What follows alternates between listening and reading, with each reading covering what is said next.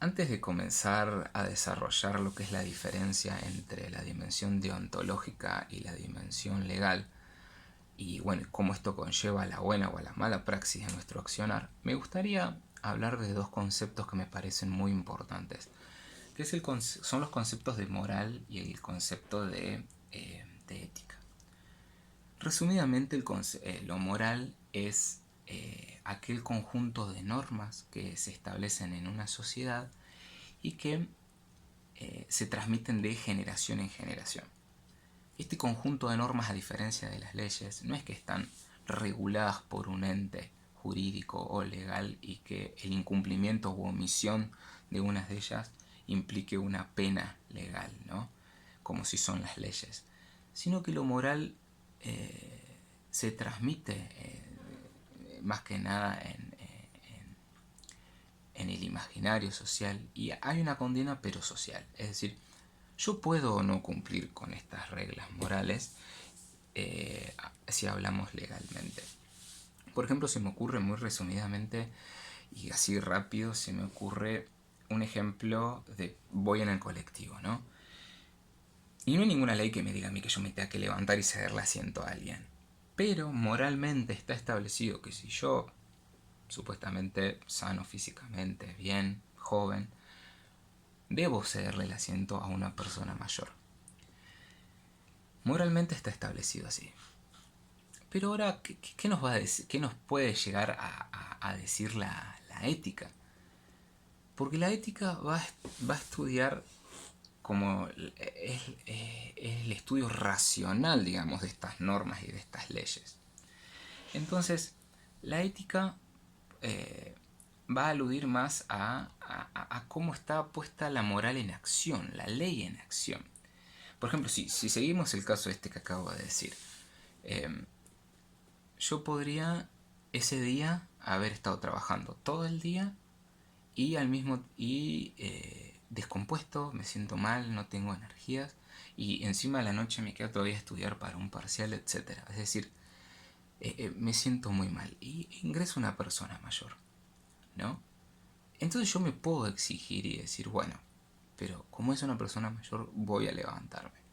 Y bueno, y puedo optar por hacer eso. Y supongamos que la persona mayor percibe que yo estoy en un estado así y ella no está tan cansada, se siente bien y no tiene drama en viajar parado.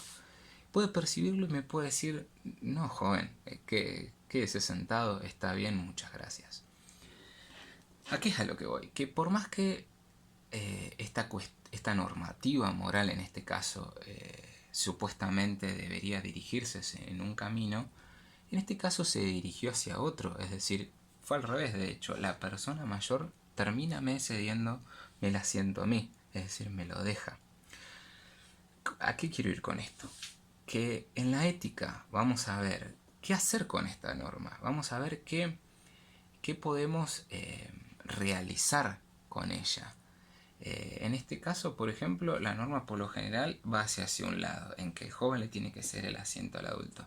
Pero en este caso que acabo de citar fue al revés. ¿Por qué? Porque hay que tener en cuenta el contexto, las circunstancias. No siempre hay que seguir de una forma estrecha y derecha. Bueno, una vez explicado el concepto de moral, más o menos el de ley y el de ética, me gustaría profundizar un poco más en el de ética como para llevar a la deontología. Podemos hablar también de la ética aplicada, ¿no? Que es esta teoría de la ética aplicada hacia un lugar específico, y en este caso voy a hablar de la ética profesional, es decir, cómo esta ética se aplica a la profesión del psicólogo, es decir, se va a establecer una ética de cómo tiene que accionar este psicólogo.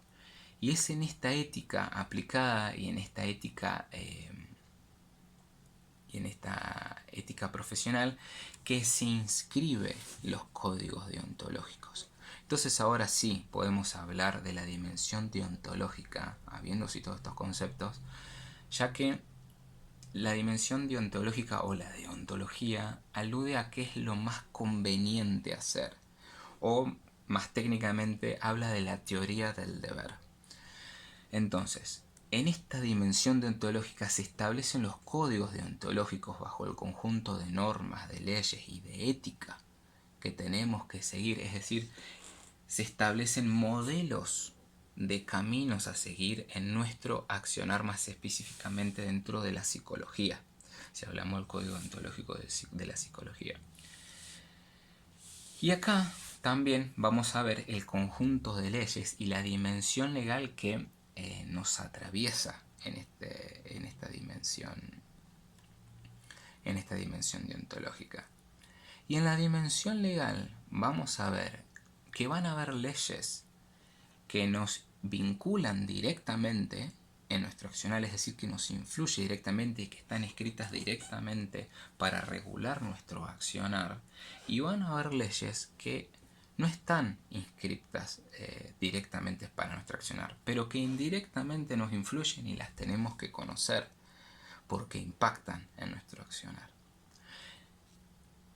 Antes de especificarlas bien, también hay que tener en cuenta que las leyes se circunscriben de una forma piramidal, es decir, jerárquica. Nosotros, antes de cumplir con estas leyes que nos establece el código deontológico como profesionales, es decir, estas leyes específicas, debemos también cumplir con aquellas leyes que están más arriba. Puedo decir, es como que nosotros antes de ser psicólogos somos personas y somos ciudadanos, entonces también tenemos que conocer aquellas leyes de la Constitución que están allá en la cúspide, o de los tratados internacionales, luego de las leyes nacionales, de las leyes provinciales, de los tratados, de los convenios, de los municipios, etc. Es decir, van de arriba hacia abajo en forma de pirámide estas leyes. Lo que importa es que hay leyes que nos van a... Este tipo de leyes, además de saberlas como ciudadanos, también nos van a impactar nuestro accionar. Por ejemplo, aquellas leyes que refieren, por ejemplo, a la violencia hacia la mujer, ¿no? O hacia la violencia de género, o las leyes que nos hablan de las personas con discapacidad, o a la identidad de género, al matrimonio civil, etcétera. Digamos, todo este conjunto de leyes sí o sí las tenemos que conocer porque nos van a guiar a nuestro accionar. Y aquellas leyes directamente vinculantes son aquellas leyes que se han escrito exclusivamente para el accionar del psicólogo, cómo debe intervenir, etcétera, etcétera, qué debe tener en cuenta, qué es lo que debe hacer. Existen muchos artículos en referencia a eso. Pero lo que voy es que, digamos entonces, resumiendo, la diferencia estaría en que, por un lado, la dimensión deontológica es aquel conjunto de leyes vigentes en el estatuto de nuestra sociedad y de nuestra práctica, que pueden ser directamente vinculantes o indirectamente vinculantes, pero que tenemos que conocer ambas. Y la dimensión deontológica es aquellos caminos, aquellos modelos a seguir, lo que debemos hacer, lo que nos conviene hacer, aquel deber que tenemos nosotros, que también se circunscribe en un conjunto de normas y pasos y leyes, etcétera, y códigos. Lo que nos une muy... La unión es bastante obvia, pero lo que lo une y al mismo tiempo lo regula son los organismos profesionales. Estos organismos profesionales se dicen que, claro, son autorregulables ya que están creados y regulados justamente por profesionales de la salud, es decir, por psicólogos que se encargan de modificar y de establecer, de quitar, de llevar, de modificar estos caminos, es decir, se encarga de modificar el código deontológico, las leyes, etcétera, etcétera. Bueno, una vez que ya tenemos todo esto, vamos a ver que conociendo nuestra responsabilidad, leyendo el código deontológico, observando que tenemos que utilizar una psicología actualizada, científica, ser responsable con nosotros y con nuestros subordinados, con nuestros discípulos, etcétera. Es decir, conocer bien el conjunto de leyes y todo lo que trataría de llevarnos a una buena praxis. También puedes invocar una mala praxis, omitir todo esto, o por maliciosidad, es decir, cometerlo intencionalmente, todo esto. Pero lo que quiero ir es que por más que conozcamos y sepamos todo ello, también nos puede ir mal. Es decir, muchas veces no nos conviene ir al pie de la letra, seguir los modelos o los códigos o las leyes deontológicas. ¿no?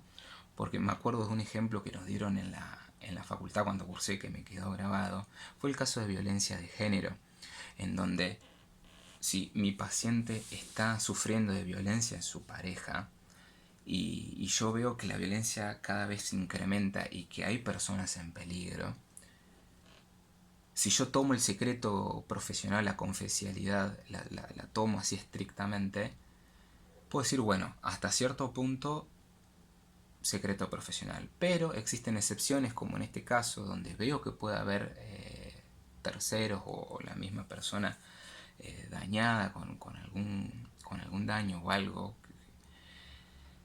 en donde yo puedo, digamos, hacer una excepción y hablar con mis supervisores o hablar con una institución que se encargue de hacer algo al respecto con aquel tercero que puede cometer un delito, por ejemplo. Yo puedo hacerlo, es decir, sigo tal cual lo que me establece el código deontológico, me establece la norma, lo que me establece aquel camino, modelo a seguir en esa situación. Pero como vemos muchas veces en los noticieros, esto pues, como quien dice, puede salir el tiro por la culata, ya que yo puedo denunciar, y al denunciar eso puede agravar la actitud del delincuente o de la persona que ejerce la violencia, y puede terminar en un femicidio, en el peor de los casos. Es decir, que yo por hacer las cosas bien, por seguir el código, por seguir las leyes, por seguir todo como legalmente se supone, puede desembocar en una mala praxis. Es decir, puede desembocar en, en la desaparición de esta persona.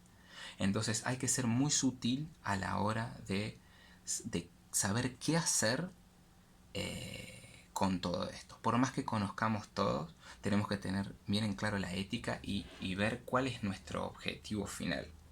Y si tengo que hacer otra cosa, haré otra cosa.